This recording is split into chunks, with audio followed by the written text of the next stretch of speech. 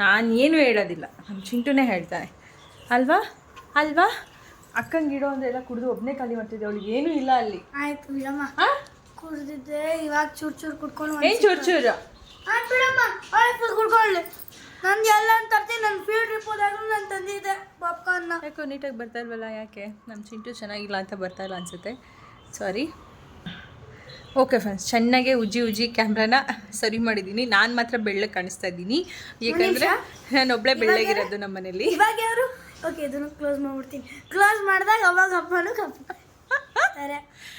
Okay friends, ಇವತ್ತಿನ day blog ಸುಮಾರು ಒಂದು 4:15 ಬ್ಲಾಗ್ನ ಶುರು ಮಾಡ್ತಾಯಿದ್ದೀನಿ. ಟೈಮ್ ಬಂದು ಇವಾಗ 4:25, ಇನ್ನು 5 ನಿಮಿಷ ಇದೆ 30ಗೆ. It's okay. ಈಗ ಬ್ಲಾಗ್ನ ಶುರು ಮಾಡಿರೋದು ಬೆಳಗ್ಗೆಯಿಂದ ಫುಲ್ ಬ್ಯುಸಿ ಆಗಿಬಿಟ್ಟೆ. ನೆನ್ನೆ ಹೇಳ್ದಂಗೆ ಇವತ್ತು ಸ್ವಲ್ಪ ಸಾಂಬಾರು ಪೌಡರ್ ಎಲ್ಲನೂ ಕೂಡ ಪ್ರಿಪೇರ್ ಮಾಡುವಂಥದ್ದಿತ್ತು. ಅದನ್ನೆಲ್ಲ ಪಟ ಅಂತ ಹೇಳಿ ಪ್ರಿಪೇರ್ ಮಾಡಿದ್ದಾಯಿತು. ಪೌಡರ್ ಕಳಿಸಿ ಸ್ವಲ್ಪ ಸಾಂಬಾರು ಪೌಡರ್ ಹಿಂಗೆ ಅವ್ನ ಕೈಯೇ ಸಾಂಬಾರು ಪೌಡರ್ ಸ್ಮೆಲ್ ಅಂತ. ಆಯಿತು ಬಿಡಿ, ಇವಾಗ ನಾನು ಅದಕ್ಕೆ ಆ ಕೆಲಸ ಎಲ್ಲ ಆಗ್ತಾಯಿತ್ತು. ಇನ್ನೂ ಸುಮಾರು ಕೆಲಸಗಳೆಲ್ಲ ಬಾಕಿ ಇದೆ. ಇವಾಗ ಒಂದು ಸ್ವಲ್ಪ ಕೂತೆ ಬೆಳಗ್ಗೆಯಿಂದ ಆ ಕೆಲಸ ಈ ಕೆಲಸ ಅಂತಾಗಿ ಬ್ಲಾಗ್ ಮಾಡೋಕ್ಕಾಗಿರಲಿಲ್ಲ. ಜೊತೆಗೆ ಮನೆಯವರು ಊರಿಗೆ ಹೋಗಿರೋ ಕಾರಣ ನಾನು ಒಬ್ಬಳೇ ಎಲ್ಲ ಕಡೆ ಆಲ್ರೌಂಡರ್ ಅನ್ನೋ ಥರ ಕೆಲಸಗಳು ಇತ್ತು. ಅದಕ್ಕೆ ಇನ್ನೂ ಸದ್ಯ ವ್ಲಾಗ್ ಮಾಡಿದ್ದೆ. ಇವಾಗ ಒಂದು ಸ್ವಲ್ಪ ಫ್ರೀ ಆಗಿದ್ದೀನಿ, ಯಾಕಂದರೆ ಮನೆಯವರು ಊರಿಂದ ಬರ್ತಿದ್ದಾರೆ. ಜೊತೆಗೆ ಮಕ್ಕಳನ್ನೆಲ್ಲ ಸ್ಕೂಲಿಂದ ಕರ್ಕೊಂಬಂದಿದ್ದಾಯಿತು. ಇನ್ನೇನು ಸದ್ಯ ಕೆಲಸ ಇಲ್ಲ. ಹೋಗ್ಬೇಕು ಎಲ್ಲರೂ ಯಾಕೆ ಹೋಗಬೇಕು? ನಾನು ಒಬ್ಬಳು ಹೋಗ್ತೀನಿ. ಇಲ್ಲ, ನಾನು ಬರ್ತೀನಿ. ಏನು ಮಾಡೋಕ್ಕೆ, ಓದ್ಕೋ. ನೆಕ್ಸ್ಟ್ ಮಂತಿಂದ ಎಕ್ಸಾಮ್ ಇದೆ ಫ್ರೆಂಡ್ಸ್. ನೋಡಿ ಹೆಂಗೆ ಹಿಂಸೆ ಕೊಡ್ತಿದ್ದಾನೆ ನಮ್ಮ ಚಿಂಟು. ನನಗೆ ಎಕ್ಸಾಮ್ ಇದೆ ಅನ್ನೋ ಥರ ಆಗಿದೆ ನನಗೆ ಇವಾಗ. ಫ್ರೆಂಡ್ಸ್ ನೋಡ್ಕೊಳ್ಳಿ, ಇವಾಗ ಓದ್ಕೊಂಡ್ರೆ ಅಷ್ಟೊತ್ತಿಗೆ ಮರ್ತೋಗಿರುತ್ತೆ. ಅದಕ್ಕೆ ಅವಾಗ ಓದ್ಕೋಬೇಕು. ಐರನ್ ಬಟ್ಟೆ ತೊಗೊಂಡೋಗ್ಬೇಕು ಚಿಂಟು.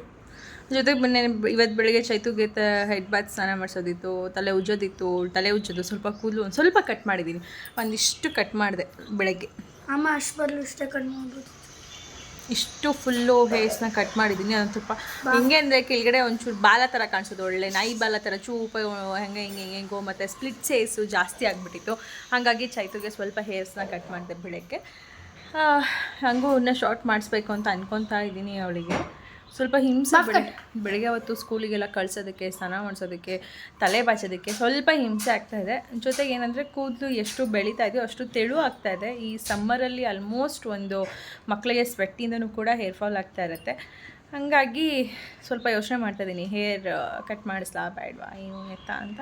ನೋಡೋಣ ಹೆಂಗೆ ಏನು ಅಂತ. ಹಾಲು ಆಚೆ ಇಡಮ್ಮ, ಅಪ್ಪ ಏನಾದರೂ ಬಂದರೆ. ನಮ್ಮ ಮನೇಲಂತೂ ಪಾಪ ಅವರು ಊರಿಗೆ ಹೋದರೆ ಅಲ್ಲಿ ಊಟ ಸರಿಯಾಗಲ್ಲ, ಏನಿಲ್ಲ. ಅದಕ್ಕೆ ಇವಾಗ ಬರ್ತಾಯಿದ್ದೀನಿ, ಮನೆಗೆ ಬರ್ತೀನಿ ಊಟಕ್ಕೆ ಅಂದರು. 4:15 ಆಗಿದೆ, ಈಗ ಊಟಕ್ಕೆ ಬರ್ತೀರಾ ಅಂದರೆ ಹ್ಞೂ ಅಂದರು. ಓಕೆ, ಅವ್ರು ಏನಾದರೂ ಊಟ ಮಾಡ್ತೀನಿ ಅಂದರೆ ಅವಲಕ್ಕಿ ಚಿತ್ರಾನ್ನನೋ ಅಥವಾ ಉಪ್ಪಿಟ್ಟೋ ಏನಾದರೂ ಮಾಡಿಕೊಟ್ರಾಯ್ತು. ಇಲ್ಲಾಂದರೆ ರೈಸ್ ಇದೆ, ಮಜ್ಜಿಗೆ ನಾನು ತಿನ್ನಂಗಿದ್ರೆ ತಿನ್ನಲಿ ಅಂತ ಅಂದ್ಕೊಂಡಿದ್ದೀನಿ. ಈಗ ನಾನೇನು ಮಾಡ್ತೀನಿ, ಬೆಳಗ್ಗೆ ಇವರಿಗೆಲ್ಲ ಫ್ರೂಟ್ಸ್ ಎಲ್ಲ ಕಟ್ ಮಾಡಿದಾಗ ಫ್ರೂಟ್ಸೇ ತಿನ್ಕೊತೀನಿ.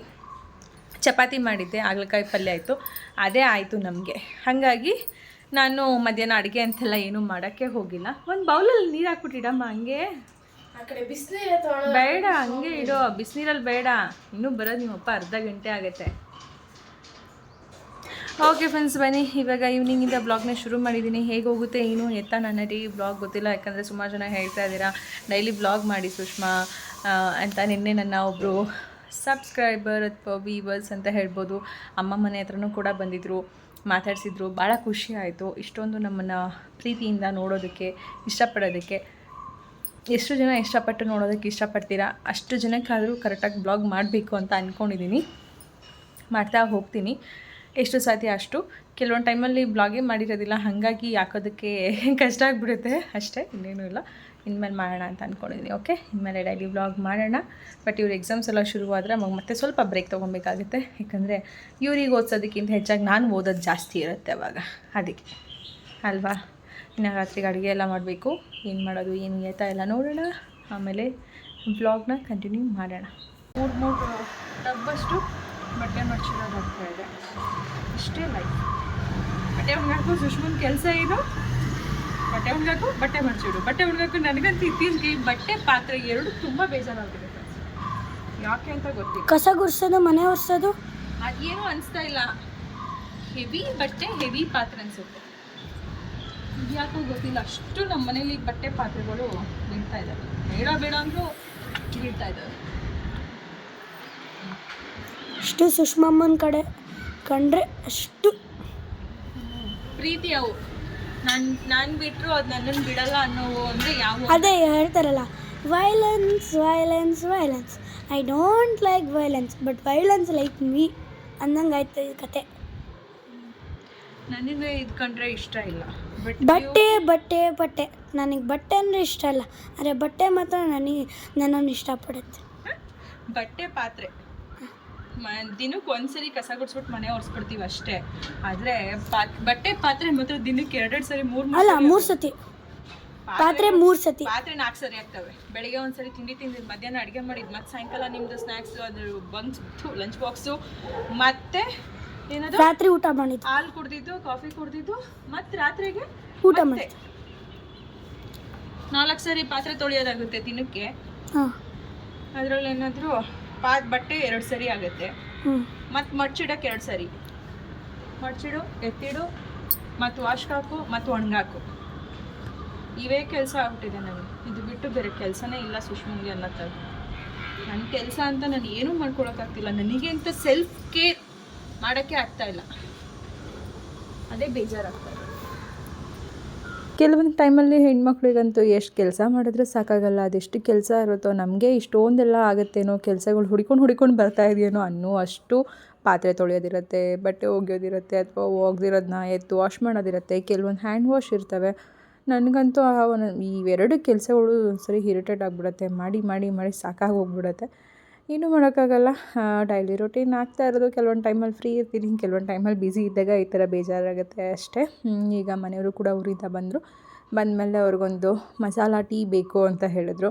ಅವ್ರಿಗಂತೂ 2 ದಿನದಿಂದ ಹೊರಗಡೆ ಊಟ ಮಾಡಿ ಹೊರಗಡೆದೇ ಟೀ ಕಾಫಿ ಅನ್ನೋ ಥರ ಆಗಿಬಿಡುತ್ತೆ. ಮನೆಗೆ ಬಂದಿದ್ದ ತಕ್ಷಣ ಅವ್ರು ಅದೇ ಹೇಳೋದು, ಸ್ವಲ್ಪ ಮಸಾಲ ಟೀ ಮಾಡಿಕೊಡು ಅಂತ.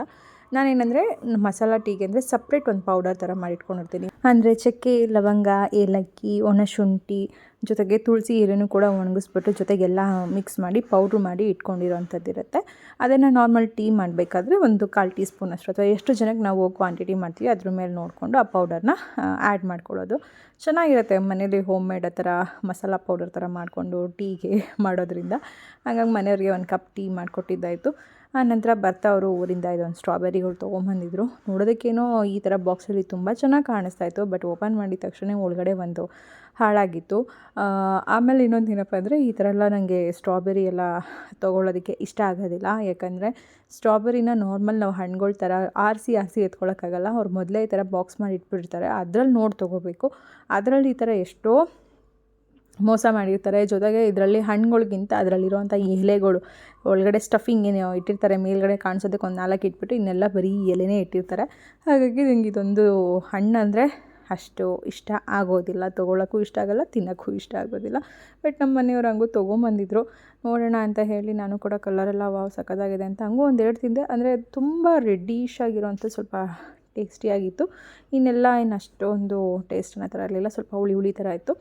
ಅದೆಷ್ಟು ಚೆನ್ನಾಗಿರೋವಿದ್ವೋ ಅದ್ರ ಜೊತೆಗೆ ಅಷ್ಟೇ. ಒಂದು ಬಾಕ್ಸ್ ಚೆನ್ನಾಗಿತ್ತು ಅಂದರೆ ಒಂದು ಬಾಕ್ಸಲ್ಲಿರೋದೆಲ್ಲ ಕಂಪ್ಲೀಟ್ ಹಾಳಾಗಿತ್ತು ಅನ್ನೋ ಥರನೇ ಇತ್ತು. ಅದನ್ನೆಲ್ಲ ಎತ್ತಿಟ್ಬಿಟ್ಟು ಮಕ್ಳಿಗೂ ಕೂಡ 1-2 ತಿನ್ನೋದಕ್ಕೆ ಕೊಟ್ಟು, ಆನಂತರ ನಾನ್ ವೆಜ್ ಮಾಡ್ತಾಯಿದ್ದೀನಿ. ಊರಿಂದ ಬರ್ತಾ ಅವರು ಚಿಕನ್ನೆಲ್ಲ ತಂದಿದ್ರು. ಹಾಗಾಗಿ ಸ್ವಲ್ಪ ಸಾಂಬಾರು ಮಾಡಿಬಿಟ್ಟು ಬಿರಿಯಾನಿ ಮಾಡಲಾ ಅಥವಾ ಫ್ರೈ ಮಾಡಿಬಿಟ್ಟು ಸಾಂಬಾರು ಮಾಡಲಾ ಅಂತ 2 ಇಟ್ಕೊಂಡು ಯೋಚನೆ ಮಾಡ್ತಾಯಿದ್ದೆ ತಲೆಯಲ್ಲಿ. ಯಾಕಂದರೆ ಮಕ್ಕಳಿಗೆಲ್ಲ ಬಿರಿಯಾನಿ ಅಂದರೆ ತುಂಬ ಇಷ್ಟ. ಅಂದರೆ ಮೊನ್ನೆನೂ ಈಗ ರೀಸೆಂಟಾಗಿ ಬಿರಿಯಾನಿ ಮಾಡಿದ್ನಲ್ಲ, ಮತ್ತು ಬಿರಿಯಾನಿ ಮಾಡೋದಾ, ಅದ್ರ ಬದಲು ಚಾಪ್ಸ್ ಮಾಡಿಬಿಟ್ಟು ಚಪಾತಿ ಮಾಡಲಾ, ಆ ಥರ ಎಲ್ಲ. ಇಲ್ಲಾಂದರೆ ಮತ್ತು ಕಬಾಬ್ ಮಾಡಲಾ. ನನಗಂತೂ ಏನಾದರೂ ಒಂದು ಐಟಮ್ ಅಂದರೆ ಒಂದೇ ತಲೆಯಲ್ಲಿರುತ್ತೆ. 2-3 ಅನ್ನೋ ಥರ ಏನೋ ಮಾಡಬೇಕಂದ್ರೆ ಸುಮಾರು ಯೋಚನೆ ಮಾಡಿ ಕೊನೆಗೆ ಮಾಡೋದೇನಿರುತ್ತೆ ಅದೇ ಇರುತ್ತೆ. ಬಟ್ ಆದರೆ ಯೋಚನೆ ಜಾಸ್ತಿ ಅನ್ನೋ ಥರ ಮಾಡ್ತಾಯಿರ್ತೀನಿ. ಮತ್ತು ಅಪ್ಪ ಅಮ್ಮನಿಗೂ ಕೂಡ ಹೇಳಿದ್ದೆ, ಇವತ್ತು ನೈಟು ಊಟ ನಾನು ತೊಗೊಂಬರ್ತೀನಿ, ನೀವೇನು ಅಡುಗೆ ಮಾಡೋಕ್ಕೆ ಹೋಗಬೇಡಿ ಅಂತ. ಹಾಗಾಗಿ ನಾನು ಬೇಗ ಮಾಡಬೇಕಾಗಿತ್ತು. ಅದಕ್ಕೋಸ್ಕರ ಎಲ್ಲ ರೆಡಿ ಮಾಡ್ಕೊತಾ ಇದ್ದೆ. ಫೈನಲಿ ಒಂದು ಫ್ರೈ ಏನಾದರೂ ಮಾಡಿಬಿಟ್ಟು ಆರಾಮ್ಸೆ ಸಾಂಬಾರು ಮಾಡಿಬಿಡೋಣ ಅಂತ. ಒಂದು ಗಟ್ಟಿ ಕೋಳಿ, ಇನ್ನೊಂದು ನಾರ್ಮಲ್ ಕೋಳಿ, ಅಂದರೆ ಇದು ಊರಿಂದ ತಂದಿರೋದು ಒಂದು ಇಲ್ಲೇ ತಂದಿರೋವಂಥದ್ದು. ಹಾಗಾಗಿ ಅದು ಸ್ವಲ್ಪನೇ ಕ್ವಾಂಟಿಟಿ ಇದ್ದಿದ್ದರಿಂದ ಒನ್ ಟೈಮ್ಗೆ ಆಗೋ ಥರನೇ ಮಾಡೋಣ ಅಂತ ಅಂದ್ಕೊಂಡೆ. ಹಾಗಾಗಿ ಬಿರಿಯಾನಿ, ಫ್ರೈ ಈ ಥರದ್ದೆಲ್ಲ ಏನೂ ಬೇಡ, ಒಂದು ಡ್ರೈ ಥರ ಚಿಕನ್ ಮಾಡಿಕೊಂಡು ಸಾಂಬಾರು ಮಾಡಿ ಮುದ್ದೆ ಮಾಡಿಬಿಡೋಣ ಅಂತಲೇ ಫೈನಲ್ಲಿ ನಾನು ಥಿಂಕ್ ಮಾಡಿ ಇವಾಗ ಅಲ್ಲಿ ಚಿಕನ್ ಎಲ್ಲ ಚೆನ್ನಾಗಿ ತೊಳೆದು ರೆಡಿ ಇಟ್ಕೊತಾ ಇದ್ದೀನಿ. ನಾನೇನಾದರೂ ಡ್ರೈ ಥರ ಫ್ರೈ ಏನಾದರೂ ಮಾಡ್ಕೋಬೇಕು ಚಿಕನ್ನ ಅಂತ ಅಂದರೆ ಫಸ್ಟು ಒಂದು ವಿಷಲ್ ಹಾಕ್ಸ್ಕೊಂಡ್ಬಿಡ್ತೀನಿ ಚಿಕನ್ನ. ಅಂದರೆ ತುಂಬ ಸಾಫ್ಟಾಗಿ ಒಂಥರ ತಿನ್ನಬೇಕಾದ್ರೆ ತುಂಬ ಚೆನ್ನಾಗಿರುತ್ತೆ. ನನಗಂತೂ ಹಾಗೇ ನಾವು ನಾರ್ಮಲ್ ಬೇಯಿಸೋದಕ್ಕಿಂತ ಈ ಥರ ಒಂದು ವಿಷಲ್ ಹಾಕ್ಸ್ಕೊಂಡು ಬೇಯಿಸಿದ್ರೆ ನಂಗೆ ತುಂಬ ಇಷ್ಟ ಆಗುತ್ತೆ. ಹಂಗಾಗಿ ಚಿಕನನ್ನು ಈ ಥರ ಒಂದು ವಿಷಲ್ ಹಾಕ್ಸ್ಕೊಂಡ್ಬಿಡ್ತೀನಿ. ನಾರ್ಮಲ್ 2 ಸ್ಪೂನ್ ಅಷ್ಟೇ ಎಣ್ಣೆ ಹಾಕಿಬಿಟ್ಟು ಉಪ್ಪು, ಅರಿಶಿನ ಇಷ್ಟೇ ಹಾಕೋದು, ಇನ್ನೇನು ಹಾಕೋಕ್ಕೋಗಲ್ಲ ಚಿಕನಿಗೆ. ಜೊತೆಗೆ ಈಗಂತೂ ಮನೆಯವ್ರಿಗಾಗಲಿ ಅಪ್ಪಂಗಾಗಲಿ ಯಾರಿಗೂ ಹಸಿಮೆಣ್ಸಿನ್ಕಾಯಿ ಯೂಸ್ ಮಾಡೋ ಹಾಗಿಲ್ಲ. ಹಾಗಾಗಿ ನಾನು ಹಸಿಮೆಣ್ಸಿನ್ಕಾಯಿನ ಸ್ವಲ್ಪ ಕಡಿಮೆನೇ ಮಾಡಿಬಿಟ್ಟಿದ್ದೀನಿ. ಹೆಂಗೆ ಅಂದರೆ ಖಾರನೂ ಕಡಿಮೆ ಮಾಡಿಬಿಟ್ಟಿದ್ದೀನಿ, ಹಸಿಮೆಣ್ಸಿನ್ಕಾಯಿ ತಿನ್ನೋದು ಕಡಿಮೆ ಮಾಡಿದ್ದೀನಿ. ಜೊತೆಗೆ ನಮ್ಮ ಪಕ್ಕದ ಮನೆ ಆಂಟಿಯವರು ಅದೇ ಹೇಳ್ತಾಯಿದ್ರು, ಹಸಿಮೆಣ್ಸಿನ್ಕಾಯಿ ಎಲ್ಲ ಬೇಡ. ಅವರು ಎಷ್ಟು ತಿಂತಾಯಿದ್ರು ಅಂದರೆ ತುಂಬ ತಿಂತಾಯಿದ್ರು, ಬಟ್ ಇವಾಗ ಅವರೇ ಕಡಿಮೆ ಮಾಡಿಬಿಟ್ಟಿದ್ದಾರೆ. ಯಾಕಂದರೆ ಹಸಿಮೆಣ್ಸಿನ್ಕಾಯಿ ಎಲ್ಲ ಜಾಸ್ತಿ ತಿನ್ನೋದ್ರಿಂದ ಗ್ಯಾಸ್ಟ್ರಿಕ್ ಜಾಸ್ತಿ ಆಗುತ್ತೆ, ಹಾರ್ಟ್ ಪ್ರಾಬ್ಲಮ್ ಎಲ್ಲ ಜಾಸ್ತಿ ಆಗುತ್ತೆ. ಈಗಲಿಂದನೇ ಸ್ವಲ್ಪ ಖಾರ ಕಡಿಮೆ ಮಾಡಿದರೆ ಒಳ್ಳೆಯದು ಅಂತ, ಅದಕ್ಕೋಸ್ಕರ ಎಲ್ಲನೂ ಕೂಡ ಕಂಟ್ರೋಲ್ ಮಾಡ್ಕೊಂಡು ಬರ್ತಾಯಿದ್ದೀನಿ ಫ್ರೆಂಡ್ಸ್. ತುಂಬ ಅವಶ್ಯಕತೆ ಇರುವಂಥ ಏನಾದರೂ ಅಡುಗೆಗಳಿಗೆ ಹಸಿಮೆಣ್ಸಿನ್ಕಾಯಿ ಹಾಕಲೇಬೇಕಾಗತ್ತೆ. ಇಲ್ಲಾಂದರೆ ನೆಸೆಸಿಟಿ ಇಲ್ಲ, ಆರಾಮ್ಸಾಗಿ ನಾರ್ಮಲ್ ಖಾರ ಪುಡಿ ಅಥವಾ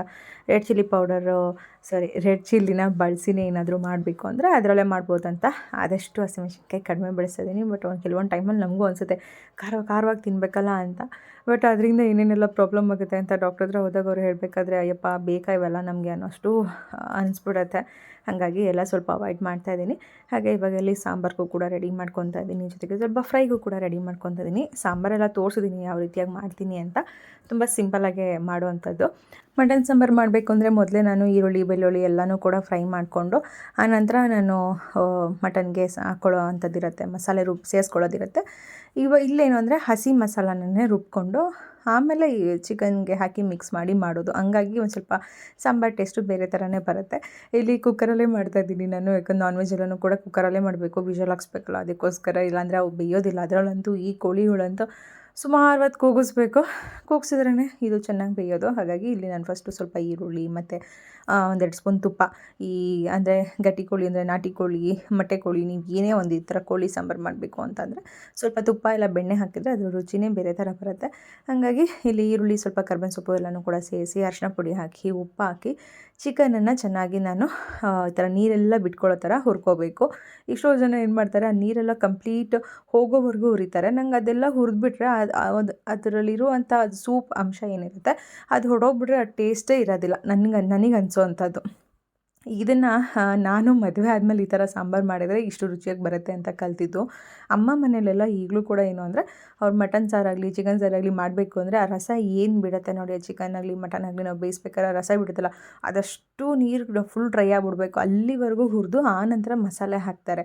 ಬಟ್ ನಮ್ಮ ಮನೇಲಿ ಈ ಕಡೆ ಅತ್ತೆ ಮನೆ ಕಡೆ ಇವರು ಆ ರಸ ಬಿಟ್ಟಾಗಲೇ ಮಸಾಲೆ ಹಾಕಿ ಮಾಡೋದ್ರಿಂದ ಆ ಥರ ಸಾಂಬಾರು ರುಚಿನೇ ಬೇರೆ ಥರ ಬರುತ್ತೆ. ಈಗ ಒಂದು ಕಡೆ ನಾನು ಸಾಂಬಾರಿಗೆ ಇಟ್ಟಿದ್ದಾಯಿತು. ಈಗ ಇಲ್ಲಿ ನಾನು ಹಾಗೆ ಸ್ವಲ್ಪ ಚಿಕನ್ ಗ್ರೇವಿ ಥರ, ಸೆಮಿ ಗ್ರೇವಿ ಅಲ್ಲ, ಸ್ವಲ್ಪ ಡ್ರೈ ಥರ ಮೇಲ್ಗಡೆ ಮಸಾಲ ಎಲ್ಲ ಅಂಟಿರೋ ಥರ ಮಾಡೋಣ, ಅದು ಸ್ವಲ್ಪ ಗ್ರೀನ್ ಕಲರಲ್ಲೇ ಬರಲಿ ಅನ್ನೋ ಒಂದು ಕಾರಣಕ್ಕೆ ಸ್ವಲ್ಪ ಪುದೀನ, ಕೊತ್ತಂಬರಿ ಸೊಪ್ಪು, ಸ್ವಲ್ಪ ತೆಂಗಿನಕಾಯಿ, ಟೊಮೆಟೊ, ಶುಂಠಿ, ಬೆಳ್ಳುಳ್ಳಿ ಇಷ್ಟೇ ರುಬ್ಬಕ್ಕೆ ಹಾಕಿದ್ದಂಥದ್ದು. ಇನ್ನೇನೂ ಕೂಡ ಹಾಕಿಲ್ಲ ನಾನು. ಇಲ್ಲಿ ಹಸಿಮೆಣ್ಸಿನ್ಕಾಯಿ ಒಂದೂ ಕೂಡ ಬಳಸಿಲ್ಲ, ಯಾಕಂದರೆ ಪೆಪ್ಪರ್ ಪೌಡರ್ ಹಾಕ್ತೀನಿ.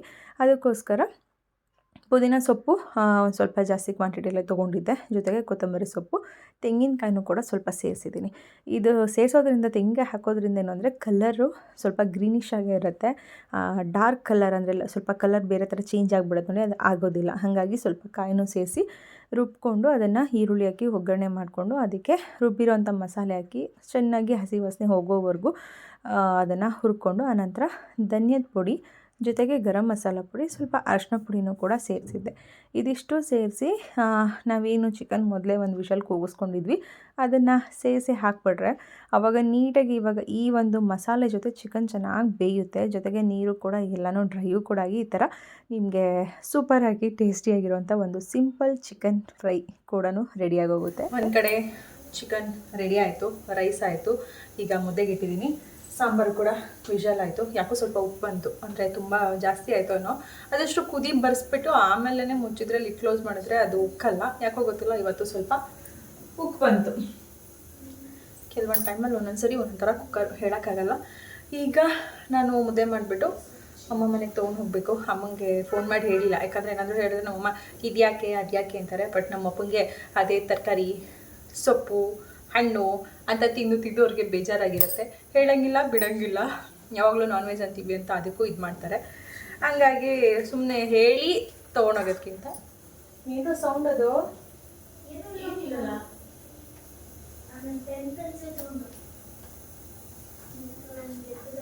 ಇತ್ತೀಚೆಗೆ ಏನಾದರೂ ಸೌಂಡ್ ಆದರೆ ತುಂಬ ಭಯ ಆಗುತ್ತೆ ಫ್ರೆಂಡ್ಸ್. ಏನು ಅಂತಲೇ ಗೊತ್ತಾಗಲ್ಲ. ಚಿಂಟು ಬಾಯಲ್ಲಿ ಇದು ಕಸದ ಕವರ್ ತೊಗೊಂಡೋಗ್ಬಿಡು ಬಾ.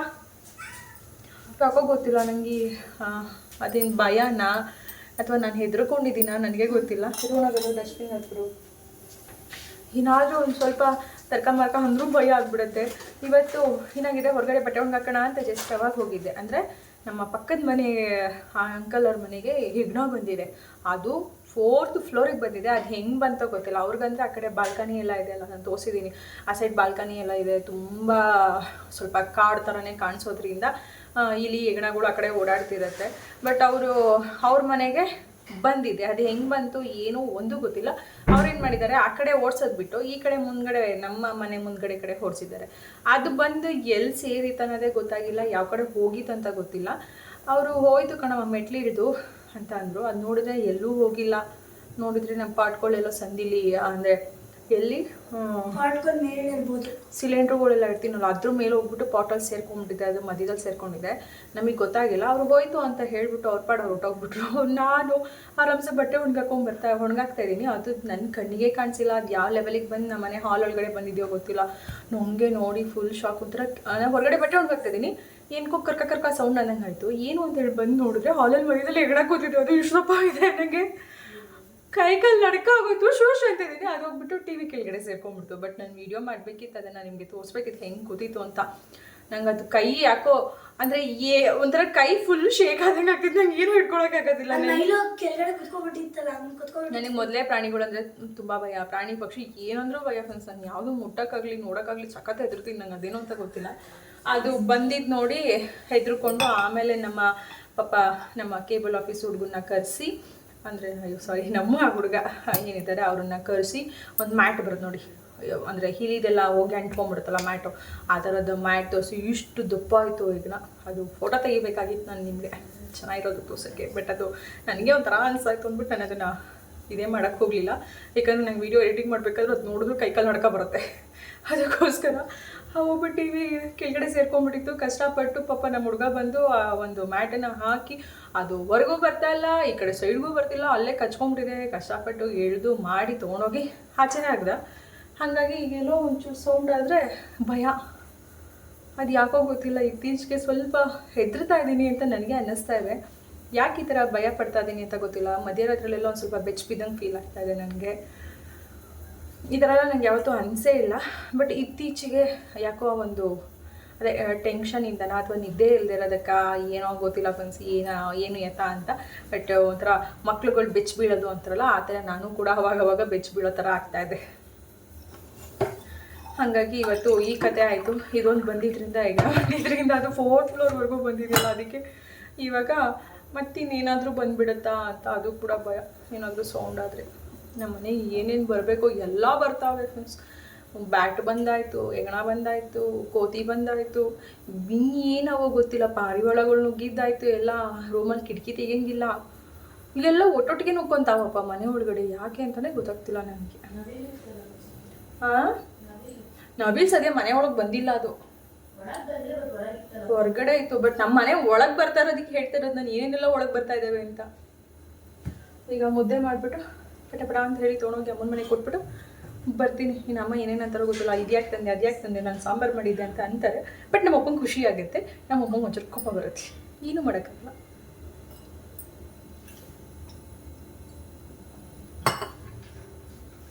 ಫಸ್ಟ್ ನಾನು ಮುದ್ದೆ ಮಾಡೋಣ. ನಾನು ಮಾತಾಡ್ಕೊಂಡು ನಿಂತ್ಕೊಂಡೆ, ನೀರು ಕುದಿಯೋಕ್ಕೆ ಶುರು ಆಗೋಯ್ತು. ಆ ಥರ ಕುದೀತಾ ಇದೆ ಅಂದಾಗ ನಾವೇನಾದರೂ ಹಿಟ್ಟು ಹಾಕಕ್ಕೆ ಹೋದರೆ ಗಂಜಿ ಮಾಡೋಣ ಅಂತ ಅದೇನಾಗುತ್ತೆ, ಏನಾಗುತ್ತೆ, ಇದಾಗುತ್ತೆ, ಗಂಟಾಗುತ್ತೆ, ಸಾರಿ ಇದಾಗುತ್ತೆ, ಗಂಟಾಗ್ಬಿಡುತ್ತೆ. ಅದು ಗಂಟಾಗಬಾರ್ದು ಅಂದರೆ ಸ್ವಲ್ಪ ನಾರ್ಮಲ್ ಹಿಟ್ಟಿಗೆ ಇದ್ರ ಬಗ್ಗೆ ನಾನು ಫಸ್ಟ್ ವಿಡಿಯೋ ಮಾಡಿದ್ದೆ, ತುಂಬ ಜನ ಇಷ್ಟಪಟ್ಟಿದ್ರಿ. ನಾನು ಸ್ಟಾರ್ಟಿಂಗ್ ಯೂಟ್ಯೂಬಲ್ಲಿ ಒಂದು ರೆಸಿಪಿ ತುಂಬ ಇಷ್ಟಪಟ್ಟಿದ್ದು ಅಂದರೆ ಬಾಣಲಿಯಲ್ಲಿ ಮುದ್ದೆ ಮಾಡೋದು ಹೆಂಗೆ ಅಂತ ಹೇಳಿದರೆ, ಗಂಜಿ ಮಾಡಿಕೊಂಡು ಯಾವ ಥರ ಮಾಡ್ಕೋಬೇಕು ಹೇಗೆ ಅಂತ ಅದನ್ನು ನೋಡಿ ಸುಮಾರು ಜನ ಇಷ್ಟಪಟ್ಟಿದ್ರಿ. ಅದೇ ಅನ್ಸುತ್ತೆ ನನ್ನ ಬ್ಲಾಗಲ್ಲಿ ಫಸ್ಟು ಅಂದರೆ ಸ್ಟಾರ್ಟಿಂಗ್ ಶುರು ಮಾಡಿದಾಗ ವಿಡಿಯೋ ಬೇಗ 1K ವ್ಯೂಸ್ ಕಂಪ್ಲೀಟ್ ಆಗಿತ್ತು ಅಂತ. ತುಂಬ ಅವಾಗೆಲ್ಲ 1K ವ್ಯೂಸ್ ಆದ್ರೇ ಏನೋ ಒಂದು ಖುಷಿ, ಏನೋ ಒಂದು ಸಂಭ್ರಮ, ಒಬ್ಬ ಇಷ್ಟು ಜನ ನೋಡ್ತಿದ್ದಾರೆ, ಇಷ್ಟು ಜನ ವ್ಯೂಸ್ ಆಯಿತು ಅಂದರೆ. ಅವಾಗ ಇನ್ನೂ ನಾವು ಹೊಸಬ್ರಾಗಿರೋದ್ರಿಂದ ಯಾರೂ ನಮ್ಗೆ ಅಷ್ಟೊಂದು ಅಟ್ಯಾಚ್ಮೆಂಟ್ ಅಥವಾ ನಮ್ಮನ್ನು ಅಷ್ಟೊಂದು ಇಷ್ಟಪಡುವಂಥವ್ರು ಅನ್ನೋದು ಇರ್ತಾ ಇರಲಿಲ್ಲ. ಬಟ್ ಏನೋ ವ್ಯೂಸ್ ಆಯ್ತಲ್ಲ, ಇಷ್ಟ ಆಯ್ತಲ್ಲ ಅಂತ ಖುಷಿ ಆಗೋದು. ಬಟ್ ಇವಾಗ ಏನಂದರೆ ನಮಗೆ ಎಷ್ಟು ವ್ಯೂಸ್ ಆಯಿತು ಅಂತ ಅನ್ನೋದಕ್ಕಿಂತ ಹೆಚ್ಚಾಗಿ ಎಷ್ಟು ಜನ ಲೈಕ್ ಮಾಡ್ತಾ ಇದ್ದೀರಾ, ಎಷ್ಟು ಜನ ಇಷ್ಟಪಡ್ತಿದ್ದೀರಾ ಅದ್ರ ಮೇಲೆ ನಾನು ಒಂದು ಖುಷಿ ಪಡ್ತೀನಿ. ವ್ಯೂಸ್ ಆಗೋದಕ್ಕೆ ಖುಷಿ ಪಡಲ್ಲ, ಎಷ್ಟು ಜನ ಲೈಕ್ ಮಾಡ್ತಾ ಇದ್ದೀರಾ ಅನ್ನೋದ್ರ ಮೇಲೆ ನನಗೆ ಖುಷಿ ಆಗ್ತಾ ಇದೆ ಅಷ್ಟೇ. ಮತ್ತು ಯಾವ ಥರ ಕಮೆಂಟ್ಸ್ ನಿಮಗೆ ಬರುತ್ತೆ ಅನ್ನೋದ್ರ ಮೇಲೂ ಖುಷಿ ಆಗುತ್ತೆ. ಈಗ ಆಯಿತು, ಗಂಜಿ ಥರ ಅಂದರೆ ಹಿಟ್ಟಿಗೆ ಸ್ವಲ್ಪ ನೀರು ಹಾಕಿ ಮಿಕ್ಸ್ ಮಾಡ್ಕೊಂಡಿದ್ದೀನಿ. ಈಗ ಇದನ್ನು ಇಲ್ಲಿ ಆಲ್ರೆಡಿ ನೀರು ಕುದಿಯೋಕ್ಕೆ ಶುರುವಾಗಿದೆ. ಅದನ್ನು ನಾನು ಸ್ವಲ್ಪ ಬ್ಯಾಕ್ ಕ್ಯಾಮ್ರಾ ಮಾಡಿ ತೋರಿಸ್ತೀನಿ, ಕಾಣಿಸುತ್ತೆ ಅವಾಗ ನೀಟಾಗಿ. ಮಾತಾಡ್ಕೊಂಡು ನಿಂತ್ಕೊಂಡ್ಬಿಟ್ನಲ್ಲ, ಹಾಗಾಗಿ ನೀರು ಕುದಿಯೋಕ್ಕೆ ಶುರುವಾಗ್ಬಿಟ್ಟಿದೆ. ಈಗ ಇದಕ್ಕೆ ನಾನು ಸ್ವಲ್ಪ ಹಿಟ್ಟು ಮಿಕ್ಸ್ ಮಾಡ್ಕೊಂಡಿರೋದನ್ನು ಈ ಒಂದು ನೀರಿಗೆ ಹಾಕ್ಕೊತಾ ಇದ್ದೀನಿ. ಈ ಥರ ಮಿಕ್ಸ್ ಮಾಡಿಬಿಟ್ಟು ನೀರಲ್ಲಿ ನಾವು ಹಾಕ್ಕೊಂಡ್ರೆ ಅವಾಗ ಏನಾಗುತ್ತೆ, ನಮಗೆ ಹಿಟ್ಟು ಇದಾಗಲ್ಲ, ಗಂಟಾಗಲ್ಲ. ಇಲ್ಲಾಂದರೆ ಆ ಥರ ಕುಯ್ತಾರೋ ನೀರಿಗೆ ನೀವೇನಾದರೂ ಹಾಕಿದ್ರಿ ಅಂದರೆ ಗಂಟಾಗ್ಬಿಡುತ್ತೆ. ಈ ಥರ ಸ್ವಲ್ಪ ಹಿಟ್ಟು ಹಾಕ್ಬಿಟ್ಟು ಮಿಕ್ಸ್ ಮಾಡಿಕೊಡೋದು. ಸ್ವಲ್ಪ ಗಂಜಿ ಥರ ಮಾಡಿಕೊಂಡ್ರೆ ಮುದ್ದೆ ಮಾಡೋದಕ್ಕೆ ಈಸಿ ಆಗುತ್ತೆ. ಇವಾಗ ನಾವು ಒಂದು ಸ್ಪೂನ್ ತುಪ್ಪ ಅಥವಾ ಎಣ್ಣೆ, ಬೆಣ್ಣೆ ಇವೇನು ಹಾಕ್ತಿರೋ ಹಾಕ್ಕೋಬೋದು. ಆವಾಗ ಏನಾಗುತ್ತೆ ಅಂದರೆ ಮುದ್ದೆ ಗಂಟು ಬರಲ್ಲ. ಸ್ವಲ್ಪನೂ ಕೂಡ ಒಂದು ಸ್ವಲ್ಪ ಇದನ್ನು ಹಾಕಿ ಇದಕ್ಕೆ ಸ್ವಲ್ಪ ಉಪ್ಪಿನ ಪುಡಿನೂ ಕೂಡ ಸೇರಿಸ್ತೀನಿ. ಇದೆಲ್ಲ ಏನು ಅಂದರೆ ಗಂಟು ಬರಲ್ಲ ಅಂತ. ಎಷ್ಟೋ ಜನ ಏನಂತೀರಾ, ನೀವೇನು ಮಾಡೋದು ತೋರಿಸ್ಬಿಡ್ತೀರಾ, ನಾವು ಮಾಡೋಕ್ಕೆ ಹೋದರೆ ಬರೋದೇ ಇಲ್ಲ, ನಿಮಗೆ ಸುಲಭ ಅನಿಸುತ್ತೆ, ನಮಗೆ ಗೊತ್ತು ಮಾಡಬೇಕಾದ್ರೆ ಎಷ್ಟು ಕಷ್ಟ ಆಗುತ್ತೆ ಅಂತ ಅಂತಾರೆ. ನಾವು ಎಲ್ಲ ಸ್ಟಾರ್ಟಿಂಗ್ ಕಷ್ಟಪಟ್ಟೆ ತಿರುವಿ ಮಾಡಿ ಫಸ್ಟು ಒಂದೊಂದು ಮುದ್ದೆ ಕಲಿತು ನೆಟ್ವಾಗಿ ಒಂದು ಮುದ್ದೆ ಕರೆಕ್ಟಾಗಿ ಬರುತ್ತಾ ಅಂತ ನೋಡಿ ಆಮೇಲೆ ಜಾಸ್ತಿ ಮುದ್ದೆ ಮಾಡೋದು ಕಲ್ತಿರೋದು. ಈಗ ಸುಮಾರು ಇಲ್ಲಿ ನಾನು ಒಂದು 8 ಮುದ್ದೆ ಮಾಡ್ತಾಯಿದ್ದೀನಿ. ಈ ಥರ ಗಂಜಿ ಮಾಡಿಕೊಂಡು ಮುದ್ದೆ ಮಾಡಿಕೊಂಡ್ರೆ ನೀವು ಆವಾಗ ಏನಪ್ಪ ಅಂದರೆ ಮುದ್ದೆ ಗಂಟಾಗಲ್ಲ ಅಂತ ಅಷ್ಟೇ. ನೋಡಿ, ಈ ಥರ ಗಂಟಾಗುತ್ತೆ ಅಂತ ಹೆದರ್ಕೋಬೇಡಿ. ನಾವು ಯಾವಾಗ ಏನಾದರೂ ಒಂದು ಕೆಲಸ ಮಾಡ್ಬೇಕಾದ್ರೆ ಹೆದರ್ಕೊತೀವೋ ಹೋಗಲಿ ಆ ಒಂದು ಅಡುಗೆ ಹೋಯಿತು ಅಂತ, ಅಥವಾ ಯಾವುದೇ ಕೆಲಸನೂ ಅಷ್ಟೇ ಅಲ್ಲಿಗೆ ಹೋಯಿತು ಅಂತ. ಈ ಮಕ್ಕಳು ಅಷ್ಟೇ, ನನ್ನ ಮಗಳು ಅದರಲ್ಲಿ ಸ್ವಲ್ಪ ಜಾಸ್ತಿನೇ ಹೆದರ್ಕೊತಾರೆ. ಹೇಳ್ತಾನೇ ಇರ್ತೀನಿ ನಾನು, ಯಾವತ್ತು ನಮ್ಮಲ್ಲಿ ಹೆದರಿಕೆ ಅನ್ನೋದು ಬರುತ್ತೋ ಯಾವ ಕೆಲಸನೂ ನಾವು ಮಾಡಲ್ಲ. ಬರೋದು ಬರಲ್ಲ ಅನ್ನೋ ಥರ ಬ್ಲ್ಯಾಂಕ್ ಆಗಿ ಕುತ್ಕೊಂಡ್ಬಿಡ್ತೀವಿ. ಯಾವಾಗ ನನಗೆಲ್ಲ ಬರುತ್ತೆ, ಐ ಕ್ಯಾನ್ ಡೂ ಇಟ್, ನನ್ನ ಕೈಲಾಗುತ್ತೆ. ಏನು ಸಣ್ಣ ಪುಟ್ಟ ತಪ್ಪ ಆಗ ಸಹಜ, ಯಾರು ಮಾಡಲ್ಲ ತಪ್ಪು, ಎಲ್ಲ ಮಾಡ್ತಾರೆ. ಅಂತಿದ್ದು ಅದನ್ನು ಕರೆಕ್ಟ್ ಮಾಡ್ಕೊಳ್ಳೋದು ಹೇಗೆ ಅಂತ ಕಲಿಬೇಕು. ಅದು ಬಿಟ್ಬಿಟ್ಟು ನನಗೆ ಬರೋದೇ ಇಲ್ಲಪ್ಪ, ನನ್ನ ಕೈಲಿ ಆಗೋದೇ ಇಲ್ಲ ಅಂತ ಕೂತ್ರೆ ನಾವು ಯಾವಾಗ ಕಲಿತೀವಿ, ಯಾವಾಗ ಮಾಡ್ತೀವಿ? ಬೇರೆಯವ್ರಿಗೆ ಸುಲಭ ಅನ್ಸೋದು ನಮ್ಗೆ ಯಾಕೆ ಆಗಲ್ಲ ಅಂದರೆ ನಮ್ಮಲ್ಲಿ ಆ ಕೆಪಾಸಿಟಿ ಇಲ್ಲ ಅಂತ ನಮಗೆ ನಾವೇ ಅಂದ್ಕೊಳ್ಳೋದು. ನನ್ನ ಮಗಳು ಅದ್ರಲ್ಲಿ ಜಾಸ್ತಿ ಅಂದ್ಕೋತಾಳೆ, ನನ್ನ ಕೈಲಿ ಆಗಲ್ಲ. ಅವಳಿಗೆ ಮೇಯ್ನ್ ಏನಂದರೆ ಕ್ವಶನ್ ಪೇಪರ್ ನೋಡೇ ಹೆದರ್ಕೊಂಡ್ಬಿಡ್ತಾರೆ, ಬರೋದು ಬರೆಯಲ್ಲ ಅವಳು. ಯಾವುದೋ ಒಂದು ಗೊತ್ತಿರೋದಿಲ್ಲ ಅಥವಾ ಯಾವುದೋ ಒಂದು ಕಷ್ಟದ್ದು ತುಂಬ ಲಾಂಗ್ ಆನ್ಸರ್ಸ್ ಇರೋ ಒಂದು 2 ಕ್ವಶನ್ಸ್ ಕೊಟ್ಬಿಟ್ಟಿದ್ರು ಅಂದರೆ ಆ 2 ಕ್ವಶನ್ ಮೇಲೆ ಅವಳ ತಲೆ ಜ್ಞಾನ ಇರುತ್ತೆ ಹೊರತು ನನ್ನ ಮಗಳಿಗೆ ನೀನು 2 ಇರೋಲ್ವ, ಅದು ಬಿಟ್ಟು ಬೇರೆದ ಕಂಪ್ಲೀಟ್ ಮಾಡೋಣ, ಆಮೇಲೆ ಎಷ್ಟು ಗೊತ್ತೋ ಅಷ್ಟೊಂದು ಬರೋದ್ರಾಯ್ತು ಅದನ್ನು ಅನ್ನೋ ಥರ ನನ್ನ ಮಗಳು ತೊಗೊಳಲ್ಲ. ನಾನು ಯಾಕೆ ಇಲ್ಲಿ ನನ್ನ ಮಗಳದ್ದು ಉದಾಹರಣೆ ಕೊಡ್ತಾಯಿದ್ದೀನಿ ಅಂದರೆ ಜನ್ರಲ್ಲಾಗಿ ಎಲ್ಲರ ಮನೇಲೂ ಇದು ನಡೆಯುವಂಥದ್ದು, ಆಗುವಂಥದ್ದು. ಅದಕ್ಕೋಸ್ಕರ ಹೇಳ್ತಾ ಇದ್ದೀನಿ ಅಷ್ಟೇ. ಯಾಕಂದರೆ ಎಷ್ಟೋ ಜನ ನನಗೆ ನಿಮಗೆ ಸುಲಭ ಅನಿಸುತ್ತೆ, ನಿಮಗೆ ಈಸಿ ಅನಿಸುತ್ತೆ, ನೀವೇನು ಹೇಳ್ಬಿಡ್ತೀರಾ, ಬಟ್ ಅದು ಬೇರೆಯವ್ರಿಗೆ ಆಗಬೇಕಲ್ಲ, ನಿಮ್ಮ ಮಕ್ಕಳೇನು ಎಲ್ಲ ಮಾಡ್ತಾರೆ, ನಮ್ಮ ಮನೇಲಿ ಹೀಗೆ ಅಂತ. ನಮ್ಮ ಮನೇಲೂ ಇದೆ, ನಮ್ಮ ಮನೇಲೂ ಎಲ್ಲ ಥರದ್ದೂ ಇದೆ. ನಾವು ಅದನ್ನು ಹೇಗೆ ಅವ್ರಿಗೆ ಅರ್ಥ ಮಾಡಿಸ್ಬೇಕು ಅನ್ನೋದು ಕಲ್ತ್ಕೋಬೇಕು. ಎಷ್ಟು ಸಾಧ್ಯ ಅಷ್ಟು ಟ್ರೈ ಮಾಡಬೇಕು. ಕಲೀಲಿಲ್ಲ ಅಂದರೆ ಏನೋ ಮಾಡೋಕ್ಕಾಗಲ್ಲ, ಇಷ್ಟೇ ಹಣೆ ಬರ ಅಂತ ಸುಮ್ಮನೆ ಬಿಡಬೇಕು. ನಾನು ಅಂದ್ಕೊಂಡಿರೋದು ಅಷ್ಟೇ ಫ್ರೆಂಡ್ಸ್. ಮುದ್ದೆ ತಿರುಗ್ತಾ ಜಾಸ್ತಿನೇ ಹೇಳ್ತಾ ಇದ್ದೀನಿ ಅನಿಸುತ್ತೆ.